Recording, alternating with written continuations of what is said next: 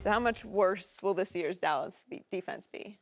I think the first thing you got to do is see that what a great job Rod Marinelli's done. I think, to come in and do the job he's done, to implement a system of play that he has, as you know, Skip, of course, and he's done a remarkable job. The two corners are replaced were my corners, that were more man-to-man corner guys, Brandon Carr, Morris Claiborne.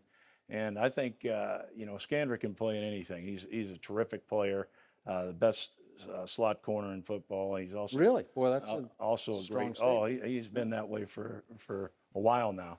It's just when he gets hurt, you can't have him. Yeah. But I think they're actually going to be better. Really? I think when you look at a Rod Marinelli defense, you think turnovers, and right now they have not generated the turnovers that Marinelli's defense are famous for. And I think once he gets to that, I think they'll actually be better. And I think they need to be better, obviously with Ezekiel Elliott being out for 6 weeks. But he's a terrific coach. I think Matt Eberflus does a great job there as a linebacker coach. And to me, they have the best middle linebacker in football in Sean Lee. Really? And he's a turnover machine himself because he studies so much film. He's a consummate pro. And he's a great leader. And, the big thing also is I love the way Jason Garrett ties the whole team together. I think you could see he was a rising star. That's why I was really wanting to stay there after the second year. We were really heading the right direction on defense, I thought, but we got absolutely devastated with injuries. No coach talks about injuries, but dang, we had a bunch. You did. But I knew Jason was going to be a superstar coach, and I love the way he's tied two great coordinators, Linehan and Marinelli, together. Let them do their job, but lead the team, tie them together. And I think that's why that loss is not going to be as big as people think. So I'm surprised you'd say they could be a little better because there's some severe experience losses in the secondary, obviously. Right. And they're going to have to play a few kids. They drafted a bunch of kids to play defense. Right. And the pass rush, I don't know, you're going to have to lean on Taco Charlton, their first-round pick, to generate some because David Irving's going to be gone for 4 games.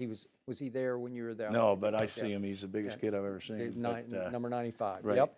So all of a sudden, if you can't generate a whole lot of pass rush, it puts even more heat, obviously, on the corners. Now, their scheme is contradictory to yours, Absolutely. right? Yes. It's the flip side of yours because they're cover 2 zone corners, and they're trying to draft zone corners now, right? Right. I think Will McClay does such a great job of identifying players, and he's going to identify players that'll help Rod Marinelli's scheme.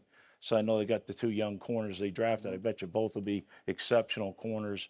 They signed Nolan Carroll. They did. I think those guys will fit really well into the scheme of things, and I think it's a credit to Will McClay. I'm going to have to disagree with you on 2 things. I think Chris Harris Jr. is the best slot corner, and I think Kinkley and Wagner are better than Sean Lee. But I've tried to tell you. No, but here's the thing. When you look at him, Rob, is that Byron Jones, Heath, Scandrick started a little bit before he got injured, and Nolan Carroll. Now, we're still waiting on what the NFL is going to do with Nolan Carroll as far as suspension. Yep, but they're going to have DUI. Right. Yep. They're going to have at least 6, 7 guys starting for the first time. Hey, remember Anthony Brown, that kid they drafted last year? He started the last, 10 games last year. Yeah, right now they got him behind Scandrick. And you're going to be asking rookies to play heavy minutes. Now, Right. Well, I think. Obviously, you don't want that. Right. We know that in the National Football League, but I think you gotta.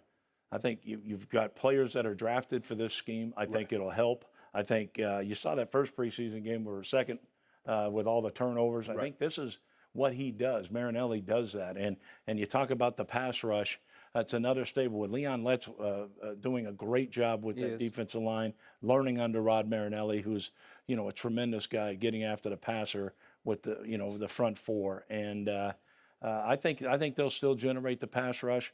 I think I can see with the Harris. You're probably right there. Harris, pretty good player, but Sean Lee to me, I've been around him every day, and you got to look. Beyond the things that aren't really seen, beyond the invisible things, Sean Lee brings everything to this football team. He's a leader. He studies more tape than coaches. He knows the opponent better than they do themselves. And he's going to let them know the plays coming before they actually come. And I think that'll speed it up for these young guys.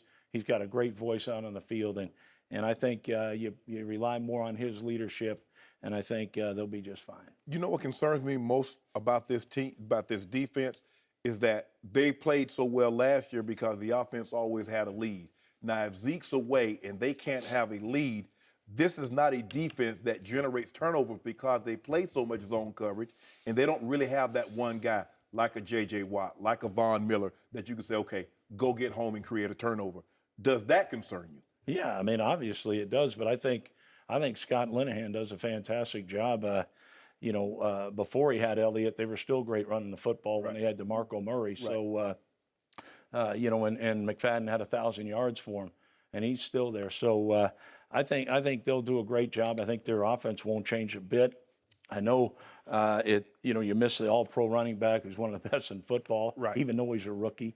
But I love the Prescott kid. I think his leadership's unbelievable. I saw him play live, in person twice when my son was being recruited out there. And what a leader, what a fun player to watch. And this is the new NFL. You got an outstanding young quarterback. They come in early and they play. Right. And I think Will McClay did a fantastic job again identifying a great quarterback who we all wanted, but they stepped up and took him. And who knew Romo would be out and this young man take over like he did. So I think with Scott Linehan, I think the offense will stay the same, and they're going to have to be productive. And Coach, forgive Shannon for this because he would never watch a Cowboy preseason game, but if you did watch, as you did Saturday night, 4 times they separated Rams from the football. And I didn't see that last year, and it's like getting contagious now. It's going to be a new deal for this defense. The last part you said, they separated who from the football? Rams. Okay. It was a home game for the Rams. It was their place, man. Colorado State Rams? No. Oh. You know who they are. Oh. You know they're the Los Angeles Rams. So, Coach, you worked under now Hall of Fame, Jerry Jones, Hall of Famer. Yes, sir. What was it like? What was it like to know him and to be in his force field every day? Well, the great thing is I've somehow worked for 3 Hall of Fame owners. I know Robert Kraft will be in there. Yeah. Al Davis is in there, who I absolutely love. And I absolutely love Jerry Jones. I don't think anybody wants to win more than Jerry Jones does. Maybe Steven. But I'm just saying I love his passion. This is a man that let me go after 2 years. But I think they had the identity of wanting to run a Marinelli system, saying that, with Will McClay, that they could identify players easier from college than they could a 3-4 defense. And I understand it all the way. But I love Jerry. I think they do a tremendous job of hiring good people, and they'll get a player from anywhere. And I also know they take care of their players. I know they've had a lot of difficulties, which is unfortunate, obviously, with all the problems that they've had on their roster. But let me tell you, they have systems in place that they use, that they give these young guys help, and they mean it because they love their players. And that's what reminds me of the great Al Davis with Jerry Jones. He loves his players. They're the best part. Players are the best part of this league, and he's going to take care of those guys. And I love coaching for him. I really do. So even though he let you go after 2 years, you're swearing by him instead of at him, right? Yeah, absolutely. And look, I knew I'd be working right away, and I had You were. 2 jobs. Yep. So, I just understood the direction of their team, and I understood why they wanted to do it. Why do you like the 3-4 so much instead of the 43? I like 3-4. I do both, but I that's what makes it so good is you can be multiple and cause more problems. You're in 3-4, you're in 4-3. People don't know, and I think with all the gurus on offense, hey, they can spread them out and do all these things. They don't have to adjust anything. They just call these plays and come up with these crazy formations and things like that. Well, on defense, I think your job as a coach, especially if you don't have the upper echelon talent, is to cause confusion, is to create mismatches. And I think the 3-4 allows you to do that more than any other. How much more difficult will they be this season? Oh, my God. I think, well, I liked defending them when Brady was at quarterback, and we actually shut him out in New England. But when he played, we lost that one. But I think they are going to be better. I think I was with Brandon Cooks all the years in New Orleans, and I know Pittsburgh's practicing man-to-man coverage. Well, no one can cover this guy man-to-man. He's too fast, too quick. and I think he's a perfect fit for what New England does. I think you get Gronkowski if he's healthy, which he wasn't half of last year or more. Right. I mean, my God, they're going to be tough. Now I know they lose Bennett, but Brought Dwayne Allen in. right, they've got Dwayne Allen, and you know, I know I was in Hawaii, but I still watched their preseason. They had another kid doing a good job at over 100 yards receiving. So, you know, I think they're going to be a handful, obviously, and I think they may actually be better.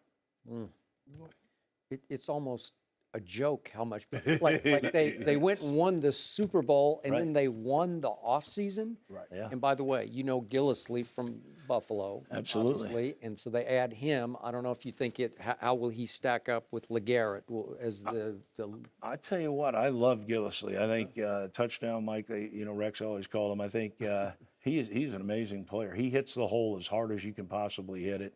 I think if he stays healthy, again, that's another big time player that they took from Buffalo. They took Hogan the year took before, Hogan. and Did you love now they get Hogan? this. Well, I mean, I know one thing. I know Hogan was supposed to stay on our team, and somehow he was gone, and Rex was not happy about it. I mean, I don't understand what happened, but he ends up being an excellent football player. He was. For them, and very reliable player. And Gillislee's a great back. If he gets healthy, I think he can do what Blunt did. And Blunt's a big physical guy, a nasty runner, loves running inside in the red zone. But I think he'll do just as good. So what do you see in now a 40-year-old Tom Brady? What is it like to try to defend him as you build up to a game against him? Well, it's amazing, first of all, to watch the maturation of Tom Brady. I was there when he first came in, when Dick Rabine recommended him, and me and Mangini, we used to win money on him with our defensive backs going against him one-on-one, but nobody had his work ethic, and no one had his leadership. He'd throw the ball into the parking lot. It'd be all over the place when he was young, but every player would follow him. It was the strangest thing I've ever seen, and now you see why. He's such a great leader. He prepares better than any player in the league, and he executes better than any player in the league. So I don't see him slowing down. I know he takes care of his body. I think he's got everything going for him. Could you see 5 more high-quality years? I mean, I tell you what, as long as you keep Dante Scarnecchia there coaching the offensive line, he makes a difference. Scarnecchia, the one year he didn't play, Brady almost got killed out there.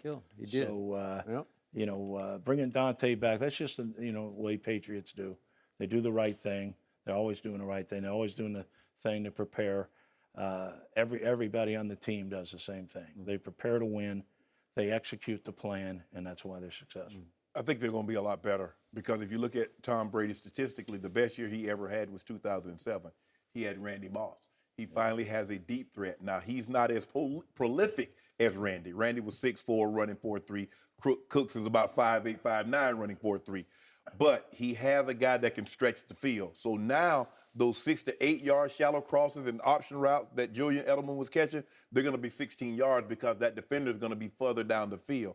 And they have all the same type of backs. Now, it's funny that when you look at them, you look at Lewis and the Deion White and the Gillislee and I think Halou, Burkhead. Yeah. They're really kind of like the same type of a back. Like Blunt was a blunt force.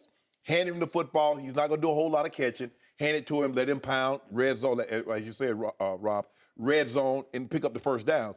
All these guys are really scat back. All these guys can catch. All these guys can run. They're not as physical, and if you look at their offense, this offense was really built for 2 tight ends. If you think about it, when they had Hernandez, rest his soul, and Gronk, they were virtually unstoppable. And they kind of shifted away from that because they go in and out with it, from getting tight ends, and Gronk has been nicked, now Bennett is gone, they bring Dwayne Allen in. But if you look at those skill positions that they've surrounded Brady with, they've done everything they possibly could to make sure his job is as easy as possible.